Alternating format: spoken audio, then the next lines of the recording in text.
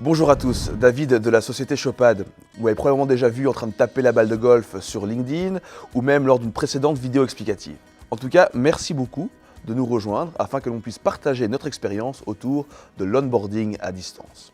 On voulait, plus précisément, expliquer quelques de nos conseils sur comment réussir cette montée aux compétences d'un nouvel arrivant, d'un nouveau commercial. J'ai personnellement travaillé chez IBM, LinkedIn, Google avant de rejoindre Shopad.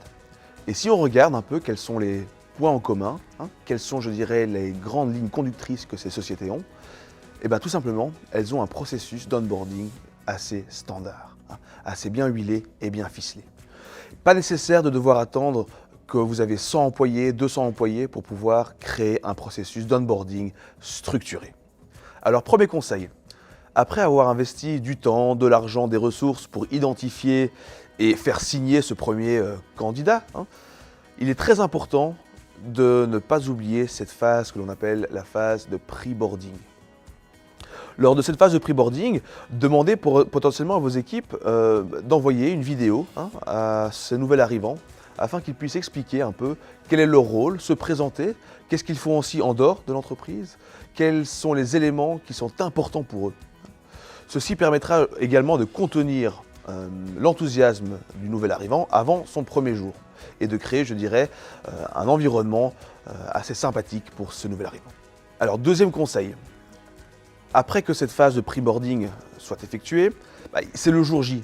Le nouvel arrivant arrive, que ce soit en présentiel ou alors de façon complètement remote, c'est le premier jour du candidat. Alors, ce mot-clé pour cette phase d'onboarding, c'est simplicité. Faites en sorte qu'il y ait un processus structuré, un seul endroit centralisé où le commercial ou le nouvel arrivant va pouvoir trouver toute l'information nécessaire.